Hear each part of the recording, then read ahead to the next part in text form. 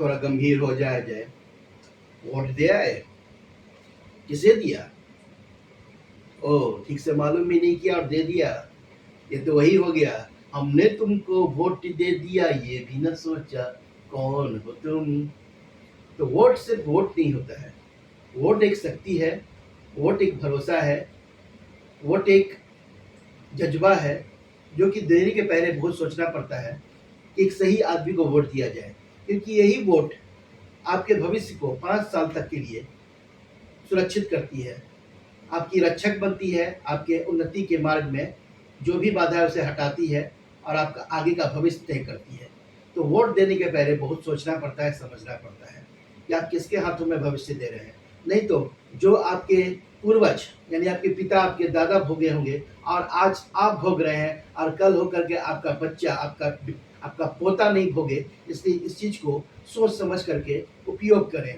क्योंकि ये सिर्फ अंगुली का खेल नहीं कि एक अंगुली गए वोट दे के निशान लगा के चले आए, क्योंकि यही एक अंगुली का चीज आपको 5 साल तक अपनी अंगुलियों पे नचाता रहेगा और आप कुछ नहीं कर सकेंगे। तो इसके पीछे भी एक बहुत बड़ी बात है जो कि अगले वीडियो में बताऊंगा कि किस तरह से अपने वोट को सुरक्षित करें और अपने अधिकार को सुरक्षित करें। यह आपका अधिकार है, यह आपका रक्षक है, यह आपकी शक्ति है। तो बहुत सोच समझ के वोट दें। कई बार फिल्मों में हम लोग देखते हैं इस चीज़ पे काफ़ी समझाया गया है। फिल्म ये नहीं कि फिल्म सिर्फ मनोरंजन के लिए होता है और सिर्फ गलत चीज़ के लिए होता है। फिल्म कई बार बहुत कुछ सीखने के लिए भी होता है और कई फिल्मों में इसे बार बार बता करके समझाया गया है। अब इसका उपाय क्या है ये मैं आपको बताऊंगा। अब हाल ऐसा हो गया है कि एक रावण है, एक कंस है। अब आदमी चुने तो किसे चुने? अब यहाँ पे कोई जीतता नहीं है, एक दूसरे को हराने के लिए दूसरे को चुनना पड़ता है। अब एक रावण है, 5 साल तो वो बैठ गया, अरे इस बार रावण को नहीं देंगे, कंस को देंगे। अब 5 साल फिर कंस को दिए, अरे कंस तो रावण से भी घटिया निकला, तो इस बार किसे दें? फिर वापस वही चेहरा, फिर वापस वही रावण का चेहरा मुखौटा लगा के आ जाता है, क्योंकि राम और कृष्ण तो है ही नहीं।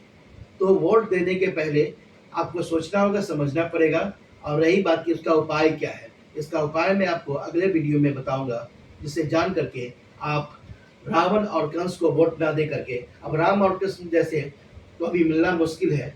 अब रही बात यहाँ पे कि राम और कृष्ण की बात मैं क्यों उठा रहा हूँ, तो कोई भी पुराने समय में जो कि राम और कृष्ण को भगवान का अवतार माना जाता था, उन्हें भी राजनीति के लिए शिक्षा ग्रहण करने गुरुकुल भेजा जाता था।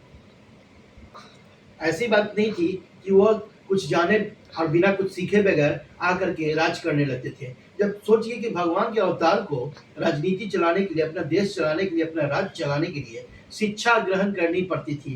तो एक आम आदमी जिसको वोट दिया जाता है, जो कि आपके देश का, अपने आपके राज्य का एक मुख्य व्यक्ति बनता है और वो उस चीज़ की शिक्षा ही नहीं लेकर के आता है, जिससे जिस चीज़ की जानकारी ही नहीं हो, तो वो क्या देश चलाएगा, क्या राज्य चलाएगा? ये उसे नहीं सोचना है। वो तो एक बार कुर्सी पे बैठ जाएगा, एक बार उसको बेस मिल जाएगा, फिर वो फेस नहीं दिखाएगा और आप फंसिएगा अगले 5 सालों के लिए, आपका परिवार फंसेगा 5 सालों के लिए। दोबारा जब भी उसे मिलने भी जाइएगा तो भेंट नहीं होगी, मुलाकात नहीं होगी। तो इसके लिए आपको सोचना है कि क्या उपाय करना है, ताकि कि फिर कभी कोई समस्या आए तो उस आदमी से भेंट कैसे हो, मुलाकात कैसे हो, अपनी समस्या उसके पास कैसे हम पहुंचाएं और उस समस्या का समाधान कैसे लें। इस सब चीज को आपको अभी इसी समय तत्काल इस सब चीज का उपाय निकालना होगा, समाधान करना होगा, निवारण करना होगा। तभी आपकी जिंदगी आगे सुरक्षित और ढंग से चल सकती है। नहीं तो आपके जो दादा भोगे, आपके जो पिता भोगे, आप जो अभी भोग रहे हैं, आपका कल बच्चा भोगेगा, आपका कल पोता भोगेगा और आप कुछ नहीं कर सकेंगे। तो जो करना है आज ही करना है, अभी ही करना है। और इस पे हमें कमेंट्स दें ताकि हम आपको इसका उपाय बताएं कि इसका उपाय क्या है, ताकि आप इस जाल में फंस ना सकें।